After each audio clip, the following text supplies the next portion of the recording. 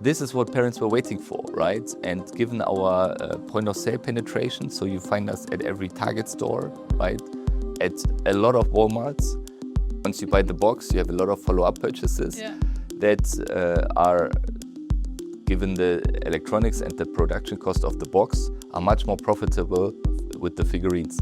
Of course, ongoing double-digit growth across all regions. Even in Germany, where we already have a market penetration of more than 50%, right? So think about it, more than every other family with kids between 3 and 7 has a TonieBox at home.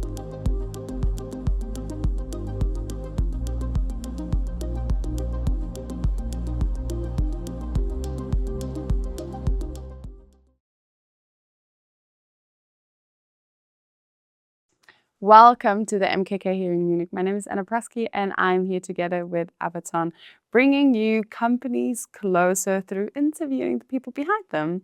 And next guest that's sitting next to me comes from a company that I think that almost everybody knows, even though if they don't have kids, the TonieBox. So next to me is Moritz Verleger. Thank you for coming. Thank you, Anna. Please give us a little bit of an introduction on you and the company, if somebody doesn't know what I talked about. Sure, I'm Moritz, and a couple of years ago I came across a great product that I think can revolutionize the children's bedroom. This TonieBox, actually this is the latest edition that we released a couple of months ago after successfully bringing 9 years of audio listening into the child's room. And with the new box, actually you can also play. Right, so kids aged 3 and above can also, in interactive games, engage in screen-free entertainment, but also education. Well then, because you already have it in your hand, give us a little bit more of a, show up what does the Tonie 2, because I only know the Tonie 1 box, I think it was called. So that was, you take the Tonie, the figure, and you put it on top and then you can listen.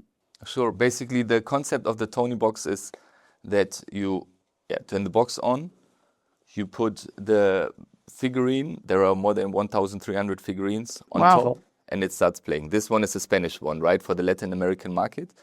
But as you already mentioned before, with the new TonieBox, you can also play. So you get the controller, you put the game set on top, and then you basically engage with your kids, or they can also play on their own with the controller and go on a hunt, on a scavenger hunt, on a simulation game, or also on...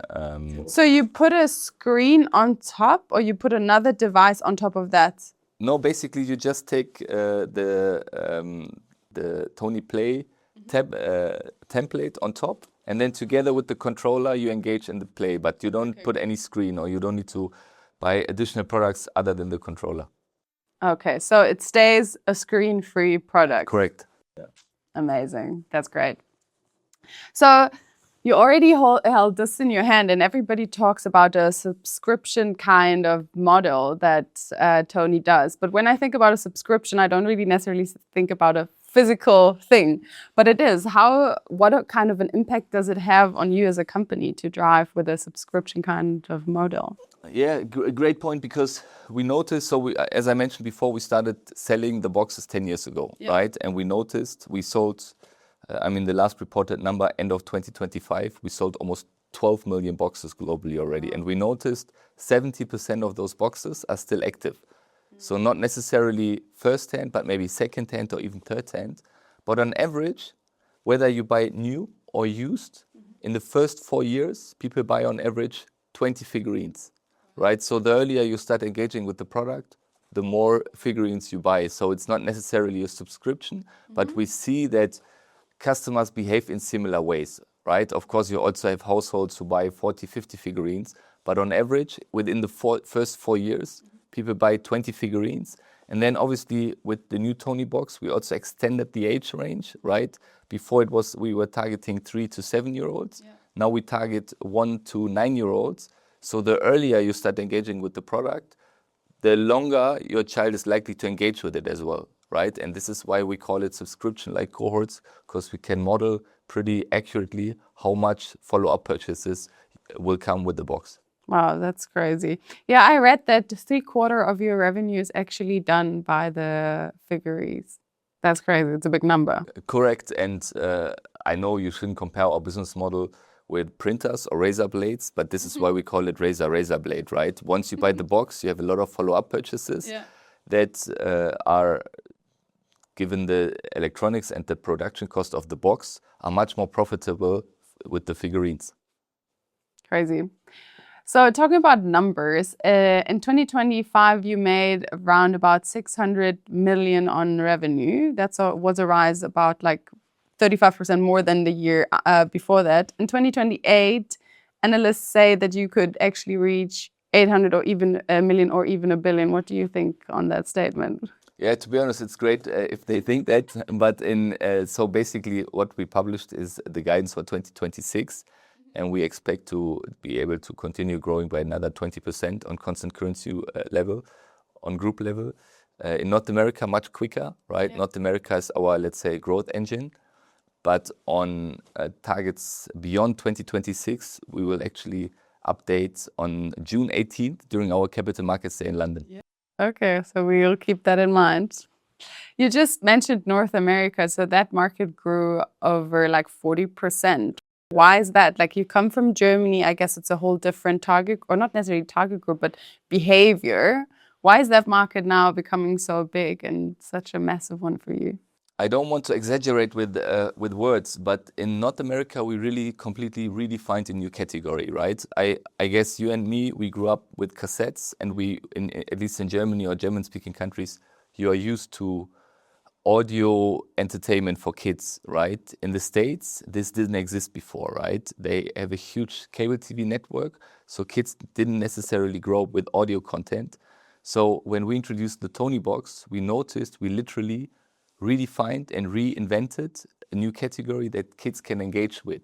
So we see that this is what parents were waiting for, right? And given our point of sale penetration, so you find us at every Target store, right? At a lot of Walmarts, we get more and more shelf space at the retailers, because in our company presentation, we have a great case study lined up. 5-6 years ago, of course, no one took us serious, right? Because there was this German company that comes up with this new product. No one knew about it. But the more people engaged with the product, also shop assistants pushed from bottom up to management to give more and more space to the TonieBox, and this is where our success comes from. Amazing. So now we talked about, so Germany is where you started, North America is a big one.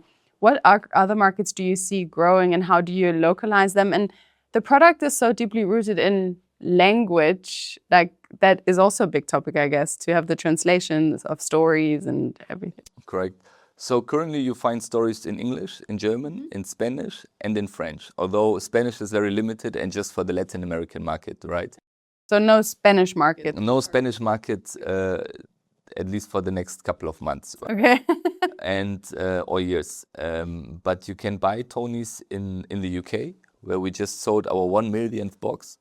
You obviously find them in Germany, Switzerland, and Austria, but you also find them in North America, so US and Canada.